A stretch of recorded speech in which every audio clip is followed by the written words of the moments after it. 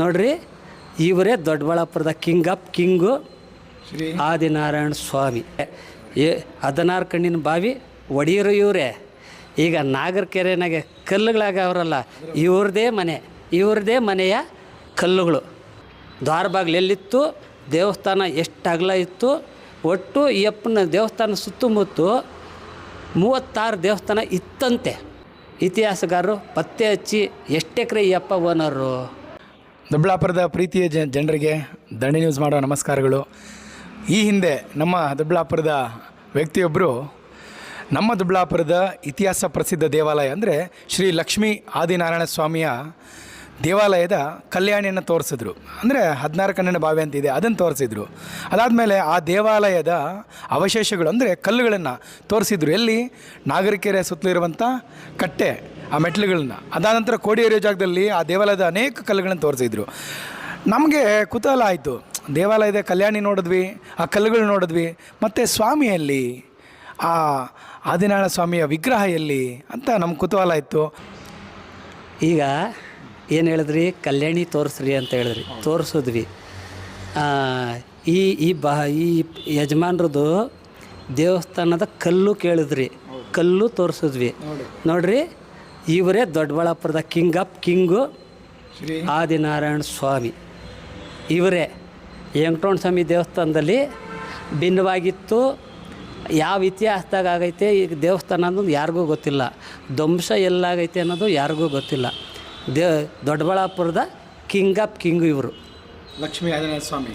ಇವರೇ 16 ಕಣ್ಣಿನ ಬಾವಿ ಒಡೆಯರು ಇವರೇ. ಈಗ ನಾಗರಕೆರೆನಾಗೆ ಕಲ್ಲುಗಳಾಗವ್ರಲ್ಲ, ಇವ್ರದೇ ಮನೆಯ ಕಲ್ಲುಗಳು. ಇವರೇ ದೊಡ್ಡಬಳ್ಳಾಪುರದ ಆದಿನಾರಾಯಣ ಸ್ವಾಮಿ. ಇದು ಎಷ್ಟು ಶತಮಾನದ ಅನ್ನೋದು ಗೊತ್ತಿಲ್ಲ. ವ್ಯಾಸರಾಯರ ಕಾಲದಾಗೆ ದೇವಸ್ಥಾನ ಹೋಗಿತ್ತು ಈ ಅಪ್ಪಂದು, ನೆನೆ ಮನೆಯದಲ್ಲ. ವ್ಯಾಸರಾಯರ ಕಾಲದಾಗೆ ದೇವಸ್ಥಾನ ಹೋಗಿತ್ತು ಅಂದರೆ ಇನ್ನು ಎಷ್ಟು ಹಳೆ ದೇವಸ್ಥಾನ ಇದರ ದ್ವಾರಬಾಗ್ಲು ಒಡೆದಾಕವ್ರೀಗ. ಆ ದ್ವಾರಬಾಗ್ಲ ಹತ್ರ ಹೋಗ ನಡ್ರಿ. ದ್ವಾರಬಾಗ್ಲು ಎಲ್ಲಿತ್ತು, ದೇವಸ್ಥಾನ ಎಷ್ಟು ಅಗಲ ಇತ್ತು, ಒಟ್ಟು ಈ ಅಪ್ಪನ ದೇವಸ್ಥಾನ ಸುತ್ತಮುತ್ತ 36 ದೇವಸ್ಥಾನ ಇತ್ತಂತೆ. ಈಗ ಅಲ್ಪ ಸ್ವಲ್ಪ ಅಂದರೆ ನೀವೇ ನೋಡ್ಕೊಬೋದು. ಕಾಳಮ್ಮನ ದೇವಸ್ಥಾನ ಐತೆ, ನರಸಿಂಹಸ್ವಾಮಿ ದೇವಸ್ಥಾನ ಐತೆ. ಪ್ರತಿಯೊಂದು ದೇವಸ್ಥಾನ ದೊಡ್ಡಬಳ್ಳಾಪುರದಾಗ ಇತ್ತು ಅನ್ನೋದಕ್ಕೆ ಅಲ್ಪ ಸ್ವಲ್ಪ ಮಾಹಿತಿಗಳಿದ್ದಾವೆ, ಪೂರ್ತಿ ಇಲ್ಲ. ಕೆಲವ್ರು ಹಂಗೆ ಹೇಳ್ತಾರೆ, ಕೆಲವ್ರು ಹಿಂಗೆ ಹೇಳ್ತಾರೆ. ಆದರೆ ಇತಿಹಾಸಗಾರರು ಪತ್ತೆ ಹಚ್ಚಿ ಎಷ್ಟು ಎಕರೆ ಈ ಅಪ್ಪ ಓನರು ಅನ್ನೋದು ಮಾಹಿತಿ ಕೊಡಬೇಕು ಅಂತ ಕೇಳ್ಕೊತೀನಿ.